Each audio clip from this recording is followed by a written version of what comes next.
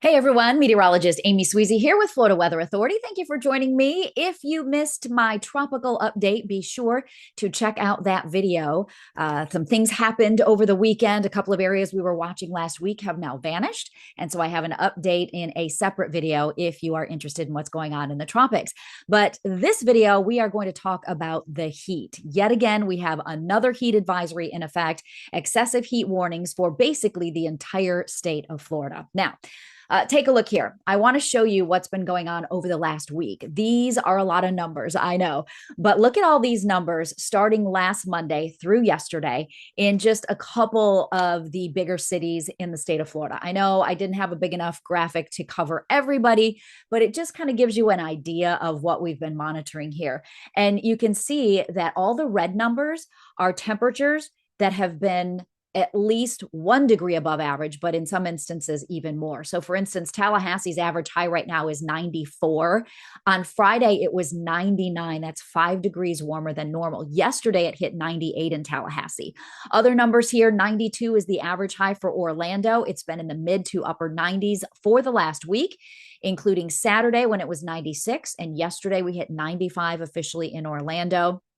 And look at Fort Myers, 92, also the average high there, same as Orlando, and it was 97 on Friday and 97 degrees yesterday. Only two times in the last week did we have an average temperature, and both of those were in Miami. Last Monday, it was 93 on the 10th, and then on Saturday, the 15th, it was 93, but every other number is above average. So it is a lot of heat. It is not just normal summertime heat for us here in Central Florida. It is above average, so much so that you're probably not surprised to know that we do have heat advisories for every county in the state of Florida for today on Monday. And then, of course, the counties you see in pink a little bit there, which is just in the panhandle, including Panama City Beach and Tallahassee, are under an extreme heat warning. Now, the heat index is the reason we have the heat advisories. If the heat index is going to be at a certain temperature for a certain number of hours, and it is different around the state depending on where you live. But when you take the actual air temperature and you add in the humidity, that's what gives you the heat index. And this is the National Weather Service's chart. So today, for instance, in Orlando, we are going to be in the upper 90s, anywhere from 96 to 98 in much of Central Florida. And our humidity levels are expected to be anywhere from 40 to 45%. So that is why we're going to have those heat index numbers, 104, 109, even up to 110. And so as the temperature climbs and the humidity climbs, you can see how the heat index temperatures climb as well. Now, this chart was actually created in the late 70s. It was created by a scientist, and then it was a year later adopted by the National Weather Service to use to represent the perceived temperature, because just that number, the actual air temperature, wasn't really giving the whole story, because 97 degrees here with all of the humidity is very different than 97 degrees, say, in Phoenix or in Las Vegas, where the humidity levels are much lower. It feels different on your skin. So that is why we have the heat index and why we show these numbers so often here in Florida. Now, it is a real thing that is derived from a real mathematical equation. This is that equation. Can you believe it? Yes. When T is air temperature and R is relative humidity, you can plug in all of those numbers if you're a math whiz or a math geek or a math nerd or whatever, a math professor, and you can find out what the actual heat index is. So it's something that thankfully I don't have to calculate myself every day. It's done on a supercomputer.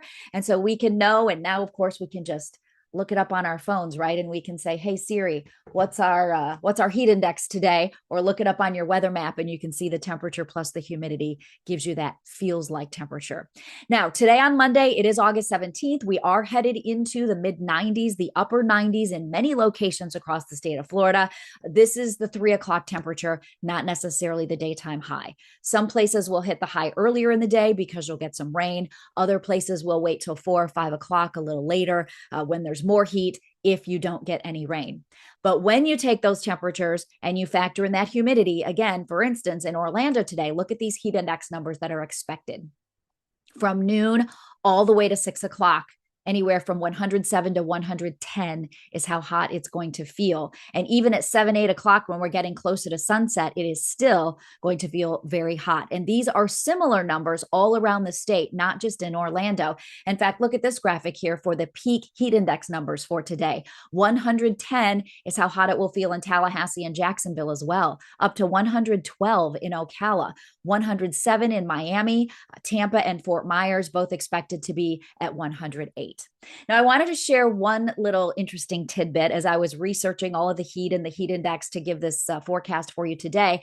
I did discover that in Fort Myers, the hottest heat index on record is 119. And that actually occurred 2 times, once back at the end of July in 1982 and once in September in 1989.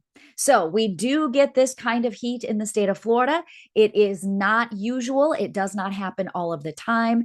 And the fact that we had a couple of stretches there back in July, then we got a break. Now we're back in it again. These heat advisories, it just indicates that those temperatures are getting hotter and we're getting more humidity. But it's also showing that it's not the first time this has ever happened.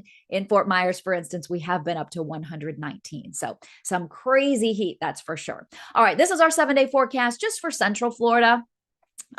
But giving you the idea that the heat is on for this entire week, basically. In the Orlando area, we are going to be in the upper 90s all this week, lower rain chance on Monday, and then we will start to see better coverage of showers and storms this week compared to what we had the last several days when we hardly had any rain at all. But it is going to be scattered. So not everybody will get rain, which means some days you'll get lucky and get some showers, but you also may be dealing with lightning and thunder and downpours and even strong winds. So unfortunately, this time of year, we don't just get the downpours. We also often get the thunder and lightning that go along with it as well. So be prepared for a hot week ahead. This will likely not be the only day that we have those heat advisories in effect. But we here at Florida Weather Authority are going to continue to bring you updates. We will be talking about the tropics all season long. We'll be talking about the heat. We'll be here to explain what's happening with our crazy weather here in the state of Florida. So thank you for joining me. Please give us a thumbs up on this video. And if you haven't yet already, subscribe to this channel, share it with your friends. On behalf of myself, meteorologist Tom Sorrells, and Dr. Rob Eicher, I thank you for watching this video. We are Florida Weather Authority.